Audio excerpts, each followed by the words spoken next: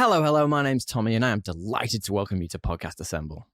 Folks, today we're going to be discussing something that's really been bugging us over here at Podcast Assemble for some time. Let's call it the elephant in the room, or should I say the lampshade in the room? And it's the fact you haven't left a like on this video just yet. Do it! Just do it! Hanging a lantern on something refers to a technique used by screenwriters and filmmakers to address potential plot holes or inconsistencies in a story by acknowledging them directly and then moving on. It's a way to draw attention to an issue while also downplaying its importance and keeping the audience focused on the story. And the Marvel Cinematic Universe has a serious problem with its overuse of hanging a lantern on it or lampshading. And to be honest, we're at the point of not knowing how seriously we should be taking one given scene to the next in these movies anymore. If anything, it's starting to feel like the Marvel formula might be becoming a bit formulaic. What? What the? So let's talk. Join us as we discuss how a perceived lack of innovation in the MCU has led to an over-reliance on quippy lampshading, and how this has become detrimental to its overall quality. Comic books are inherently silly, and it's something movie studios have struggled to come to terms with ever since the early days of adaptations. Now, before you start getting your panties all in a twist, I don't mean comics are in any way bad. I love comics, and I love comic book movies. That's the smell of new comic books. But come on, have you seen Namor's little feet wings? Worst crossover ever. One of the first big-budget adaptations of a heavy-hitting comic book property was Bryan Singer's X-Men back in 2000, which, in all seriousness, was a very cool movie. I must have forced my brother to take me to see it at least 5 times at the cinema. But upon a rewatch, you'll notice that Singer didn't quite embrace the zaniness of comics. The tonally bland aesthetic and muted color palette were all telltale signs. Gone were Wolverine's bright yellow, skin-tight spandex. They were nowhere to be seen. And herein, we start to brush up against the core problem. Hollywood really doesn't know how to deal with the silly aspects of superheroes. The fall of Asgard, the great prophecy. Hang on. I'll be back around shortly.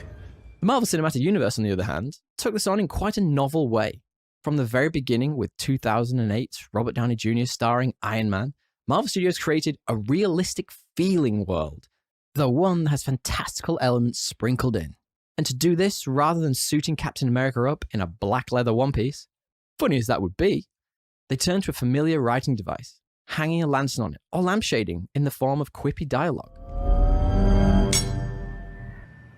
This usually works. All performance issues, While lampshading can be a clever way to address plot holes and inconsistencies, it seems like the writers of the MCU have taken it just a bit too far.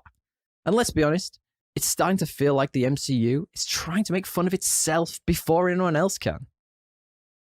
Examples of hanging a lantern on it might be a character commenting on how unlikely a certain plot development is, or make a self-aware joke about how the situation they're in feels like they're in a movie.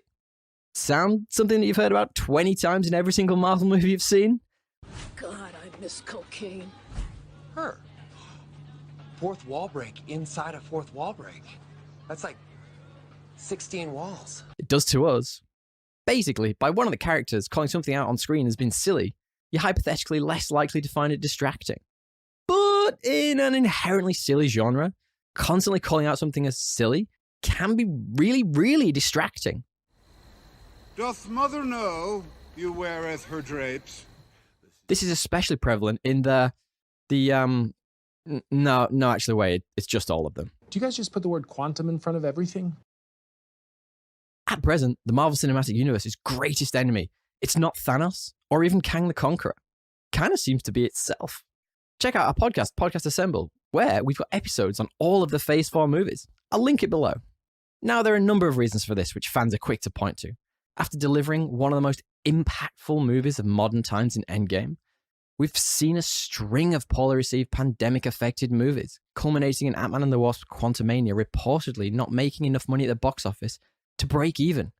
And all the while, the House of Mouse has been pushing out a gluttony of serialized Disney Plus content, which, it's been consistent, to say the very least. He doesn't mean that. Even though I personally love Moon Knight. But mostly, fans point to the over-reliance on humor taking you out of pivotal scenes. Through phases 1 to 3, Marvel meticulously built their world so that our barrier to suspension of disbelief was stupendously low. And they did it incredibly well by molding relatable, rounded, and importantly flawed characters who are wrapped in shades of grey. Marvel made it really easy to root for their heroes, even a genius billionaire playboy philanthropist. Mr. Musk, how are you? Congratulations on the promotion. Thank you very much. As pointed out, the more fantastical elements of the movie were often paired with a nod and a wink or a snarky comment, pointing out just how wild that moment was. While some might argue that the use of self-aware humor and meta-references is one of the MCU's defining characteristics and a key reason for its immense popularity. It certainly created an easy way in for the average moviegoer in the early days, while the tone of the franchise was still being established. Hanging a lantern on it can be an effective way to address potential issues and maintain the audience's engagement, but it can also backfire, negatively affecting the viewer's suspension of disbelief.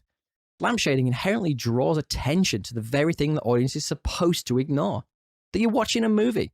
By regularly drawing attention to a potential plot hole or inconsistency with a quip, we're reminded that we're watching a fictional story and our immersion is broken. Please tell me you're going to appeal to my humanity. Actually, I'm planning to threaten you. When relied upon too heavily, it comes across as lazy story writing and suggests that the writers themselves are aware of the plot holes, but choose not to address them properly. Now, I'm not one to get behind superhero movie fatigue as a thing just yet. God, I hope it's not yet. They're pretty much the basis for this whole channel.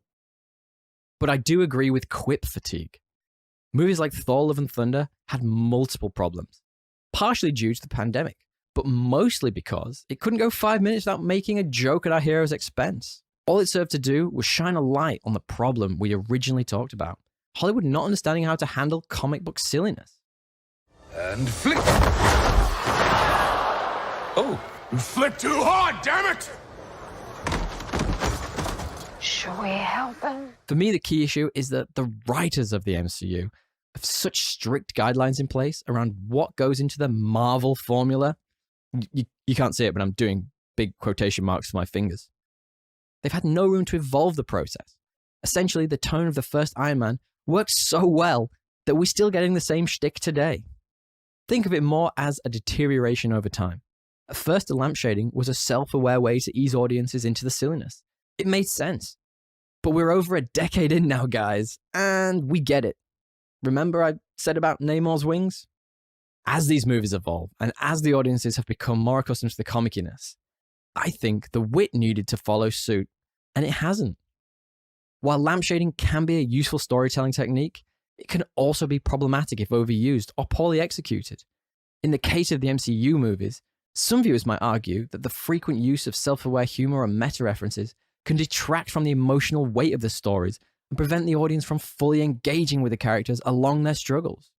In many ways, the MCU has become a satire of itself, making fun of the tropes it helped to create. Shit!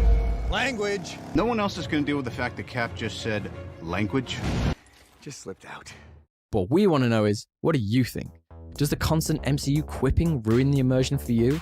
Do you think the humor needs to evolve with the movies? Let us know in the comments below, and we love it when you're civil. And while you're there, feel free to drop us a like, share, and subscribe. Linked below is our website, www.podcastassemble.com, where you can find all of our podcasts. We're about to hit episode 100, and there's so much more. So why not join us for more geek content? Do it! Thanks for popping by, guys. Tally ho!